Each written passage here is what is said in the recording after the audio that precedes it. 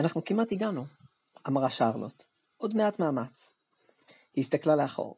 רייבן היה לא רחוק ממנה, וכרגיל, הבעת פניו הייתה חתומה. הוא נעצר והסתכל לאחור על ג'יימי. ג'יימי התנשף בכבדות, נעצר והסתכל על אדונו.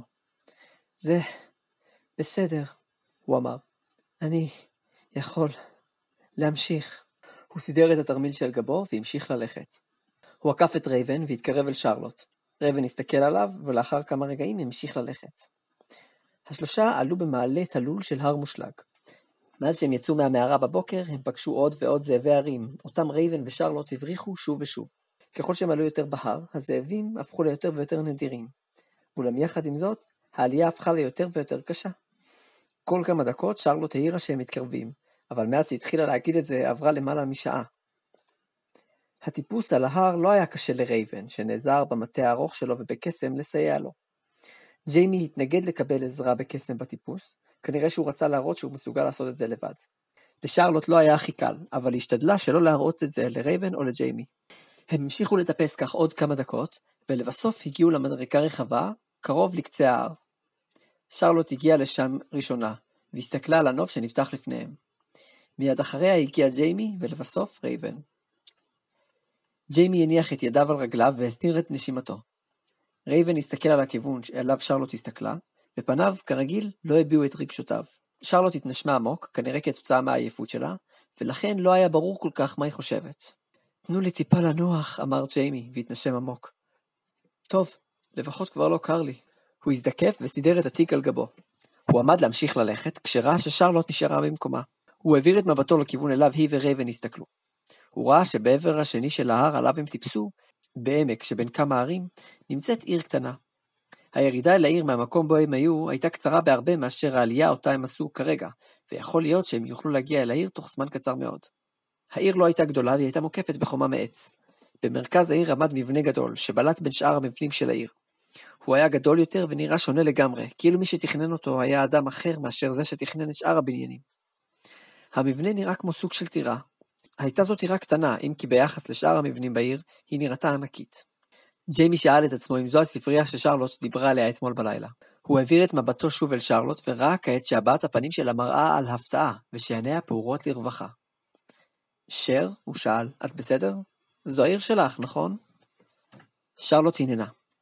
כן, אבל היא הסתכלה על ג'יימי וקולה היה חנוק.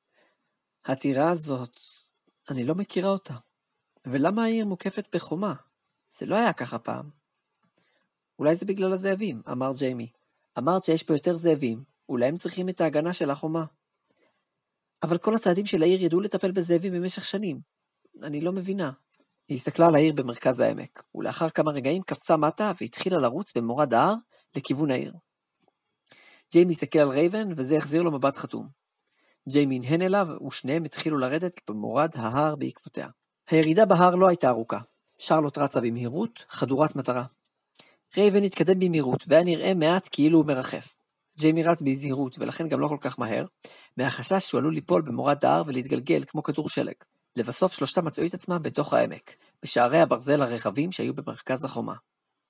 שרלוט הסתכלה על השער לכמה רגעים, ואז הרימה את ידה ודפקה על השער בחוזקה. צליל הנקישה הדהד ברחבי העמק, ושכבת שלג קטנה נפלה לידם מעל השער. העד פסק והם עמדו שם בשקט לכמה רגעים.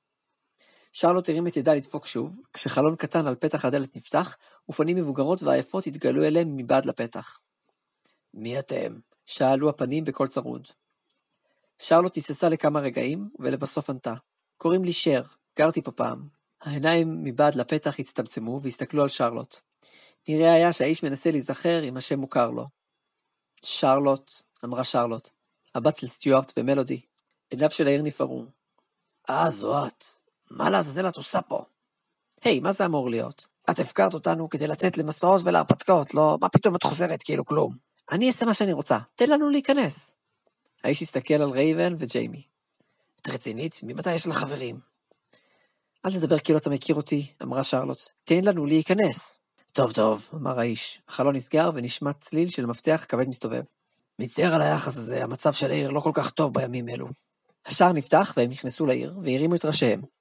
היה אפשר לראות את הטירה גם מחוץ לשער מבעד לחומה, אבל ההבנה שהיא בולטת לעין בתוך הכפר ישר מהשער גרמה לשרלוט לבלוע את רוקה. רייבן, כנראה שצדקת, זה באמת היה מיותר לבוא לפה, אמרה, בלי להסיר את עיניה מהטירה. זיהיתי את המקום מההר. הטירה יושבת איפה שהספרייה הייתה. את לא מכירה את הטירה? שאל השומר. אם כן, ברח מהעיר בזמן, ברצינות. אני מציע לך לעוף מפה כמה שיותר מהר. מה בכלל אתם עושים פה?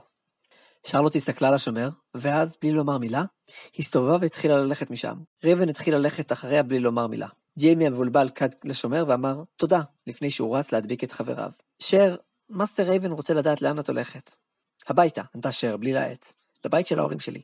אני רוצה לדעת מה קרה פה מאז שעזבתי. ג'יימי פנה להסתכל על רייבן, שרק הלך אחרי שרלוט בשקט. לבסוף שרלוט נעצרה ליד בית קטן. כל הבתים בעיר היו קטנים, בייחוד בהשוואה לטירה, וכולם נראו ישנים, כאילו אף אחד לא תחזק אותם. הבית מולם הם עמדו לא היה במצב יותר טוב.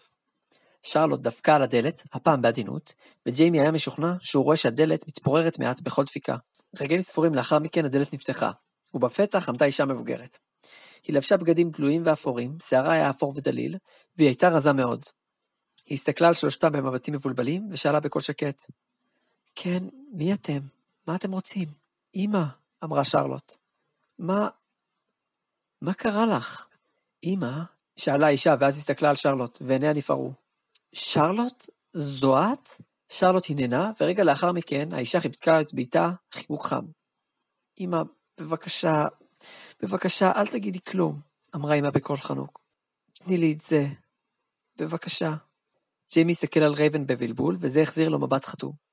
שרלוט החזירה לאמא חיבוק, אם כי הבת פניה הראתה לג'יימי ורייבן, שלא נראה שהיא עצמה מרוצה מכך. אחרי רגע של שקט, השתיים נפרדו. בואו תיכנסו. אין לי הרבה להציע לכם, אבל לפחות בפנים חם יותר מבחוץ.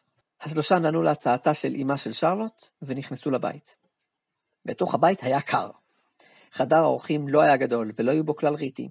מלבד שולחן עץ פשוט, 3 כיסאות, 2 מהם ראויים מאוד, ואח ריקה שהייתה בתוך הקיר. אמא של שרלוט התיישבה על אחד מהכיסאות הראויים, והורתה לשרלוט להתיישב על הכיסא השלישי והתקין. שרלוט התיישבה, וג'יימי התיישב על הכיסא השלישי. רייבן נשאר לעמוד. שרלוט הסתכלה סביבה, בוחנת את הבית. אני כל כך שמחה שחזרת אלינו, אמרה אמא בחיוך עצוב. אני בטוחה שגם אבא שלך היה שמח. כשהיא אמרה את זה, שרלוט חזרה להסתכל על אמא, ופיה נפתח לרווחה. אבא, מה זאת אומרת? שאלה. נראה היה שהשאלה הזו הכתה באמא בחוזקה, ומיד היא הרכינה את ראשה. את עזבת לפני כן? שאלה בקול חלוש. אמא, מה קרה פה? שאלה שרלוט. מה זה הטירה הזאת? למה יש חומה סביב העיר? למה הכל פה במצב כל כך... היא לא ידעה איך לסיים את המשפט. אני מניחה שזה היה זמן קצר אחרי שעזבת, אמרה אמא, והתחילה לספר להם. הגיע אלינו זר אחד. הוא נראה כל כך תמים בהתחלה, בחור צעיר ונאה, לבוש בבגדים מהודרים. רבים מאיתנו תהו מה אדם כזה מחפש בעיירה בודדת בלב ערים מושלגים, אך אף אחד לא שאל אותו. מהר מאוד הוא התיידד עם אנשי העיר, ולאט לאט הוא כבר לא היה פה זר כל כך. ואז הוא התחיל בפרויקט הבנייה שלו. אף אחד לא ממש זוכר איך זה התחיל, אבל לאט לאט הוא התחיל לקחת לעצמו את השליטה בעיר. כשגילינו מה קרה, כבר היה מאוחר מדי. הוא הפך את כוחות הציידים שלנו לכוחות בנייה, והורה להם להרוס את הספרייה הגדולה, ובמקומה הם התחילו לבנות את הטירה הזו. כמובן, האנשים התנגדו, אבל אז האיש הזה הרג אותם בקסם. מי יודע, אולי הוא ישתמש בקסם גם כדי לקחת לעצמו את השליטה על העיר. מאז איש לא מעז להתנגד אליו, והוא הפך להיות השליט של כל העיר, הוא מי שקובע הכל. הוא לוקח לעצמו את כל הכסף שלנו על ידי מיסים, שמי שמעז לא לשלם לו, יענש בחומרה. וככה, אלו החיים שחיינו מאז. אחרי שהיא סיימה את הסיפור שלה, שרלוט הסתכלה על אמא בפה פעור. לאחר כמה רגעים, היא שאלה בקול חלוש, ואבא? אמא משכה באפה והתנשמה עמוק. אבא שלך, סטיוארט, אמרה באיטיות, הוא נהרג.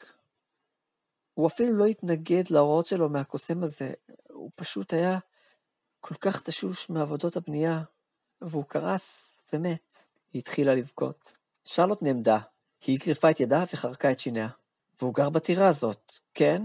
שאלה. אמא הננה. בסדר, אמרה שרלוט. רייבן, ג'יימי, אנחנו הולכים להרוג אותו. אמא הרימה את ראשה והסתכלה עליה בהפתעה. ג'יימי הסתכל על רייבן ואז אמר, מאסטר רייבן אומר שאת לא יכולה לפקד עליו. תקשיב לי קוסם, אני המנהיגה של הצוות, ואני מחליטה שמאסטר רייבן אומר שזה לא קשור למשימה שלנו.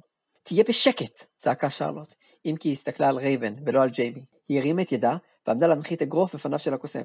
חכי, קרא ג'יימי.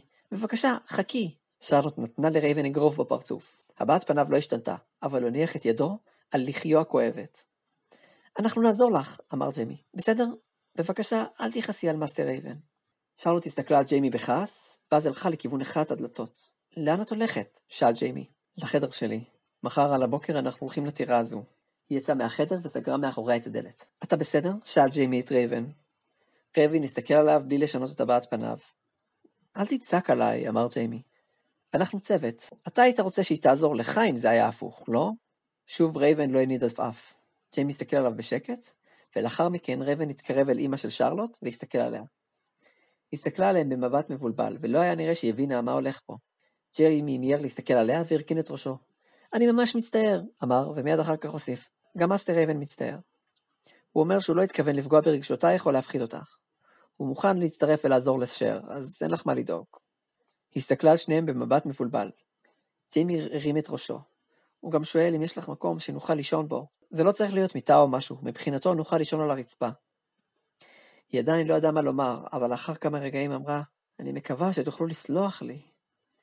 בעבר היו לנו הרבה יותר רהיטים, וכמה מיטות במיוחד לאורחים.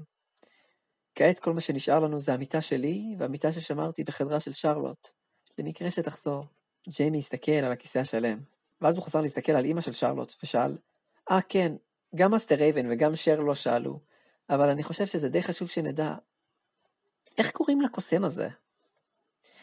אמא של שרלוט הרקינה את ראשה, כאילו קשה לה רק לחשוב על שמו של האיש שגרם לכל הסבל הזה. לבסוף היא ענתה בקול חלוש. הוא קרא לעצמו יחימה.